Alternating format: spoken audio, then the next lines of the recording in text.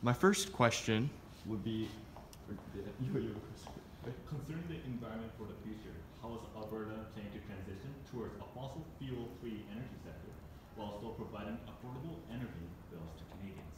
Okay, I think I'll take this and I'll pass it on to you afterward. I'd like to focus a little bit more on how we're going to transition because right now Alberta really does run off of our coal and our oil industries. There's a lot of jobs dependent on it, and a lot of our economic worth is also dependent on that as well.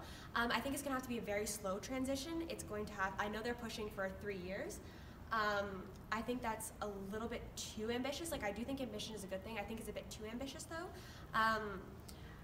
But if we can focus on a slow transition between maybe passing the people who work in those sectors off to a green energy sector, maybe if we can allocate the jobs that are going to come from the green energy to the people that are losing it when we kind of phase out coal and oil production, then I believe that we wouldn't have as much of an economic loss and as much of a drop in a rise in unemployment. I also kind of feel like incentivizing green jobs to kind of pick up the losses that we had from the big oil shock in 2014 to 2015. So I feel like incentivizing a green sector would help us rebuild back stronger and be less reliant on oil, which is kind of what we're trying to move towards. okay, so I have another question. Yesterday, one of the largest issues that was raised was this idea of a communication gap between smaller provinces and larger provinces, where smaller provinces were seemingly being shut out of large conversations and feeling like they weren't being able to voice their opinion. So what is Alberta's stance on this issue? Alberta is a decent-sized province. We do have a lot to say. I feel as though the job of a premier is to represent the people of their province. I think it's very, very, very easy to just complain about not being heard and not do anything. There are a couple provinces in here that have complained, but I have failed to see them put up their hand once in a conversation. I think it is your job to to talk for your people, to talk on behalf of your people. Complaining is an easy way out. So I feel as though if the smaller provinces are putting up their hand to speak, they would be heard, because I've noticed the Prime Minister, he's gone around the table. Sometimes I do sit a long time with my hand up, but that's because there are other people in the discussion, and you just have to be tolerant about that. Tolerant isn't the correct word, but you just have to realize that there's other provinces. Yes, it may take some time, but if you want your voice to be heard, you have to push for it. That's just how it works. Concerning Indigenous affairs, Alberta has apologized and repented many times during past conventions. During this delegation, what new proposals did Ontario advocate for? What new Ontario. Alberta. Proposal did Alberta. Wait, here, I'll cut that out. No worries, buddy.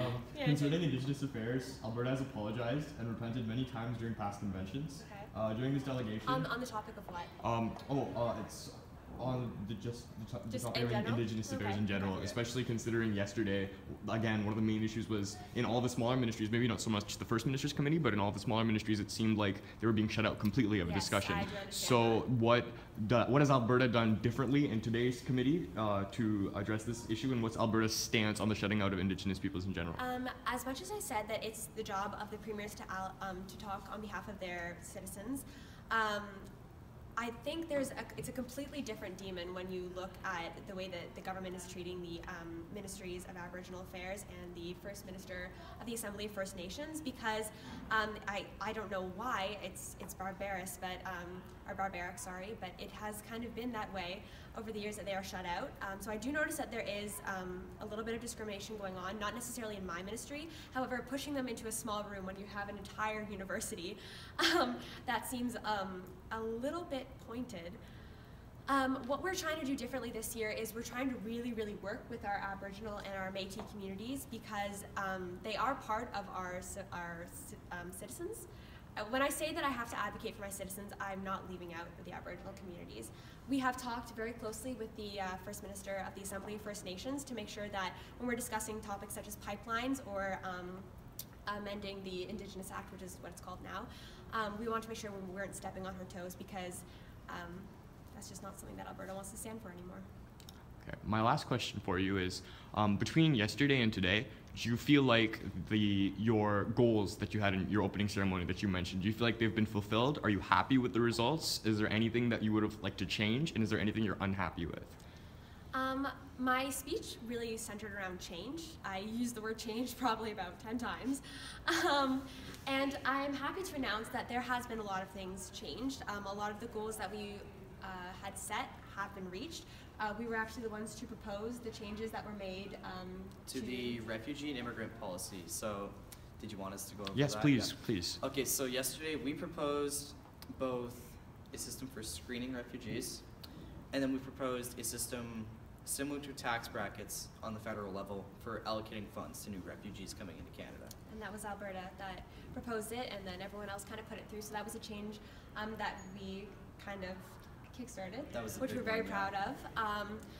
I'd like to say there was a lot of change in the way that we've been treating the Assembly First Nations, which we're also very proud of. We're not pushing them aside anymore. We very much have been advocating for them, and we very much have made sure that they have felt included in this discussion, especially because in previous conferences, they either haven't had seats on the table or they just haven't been heard. Like last year, they were pretty neglected when we were here. It was ridiculous. It was. Yeah, so especially today, we mentioned the right to vote, and we wanted to make sure with every step of the way before we voted that they were on board. with Yes, us. I made sure to look across the table at the First Minister of the Assembly First Nations, kind of ask her, is this okay with you? Is this what you want? Because if it wasn't, being a province and having a vote, I would have put my hand up and said something to make sure that she's getting what she needs, because essentially this topic is about her people, so she needs to have a voice. If she doesn't have a vote, then Alberta's going to use the vote to benefit her. Right.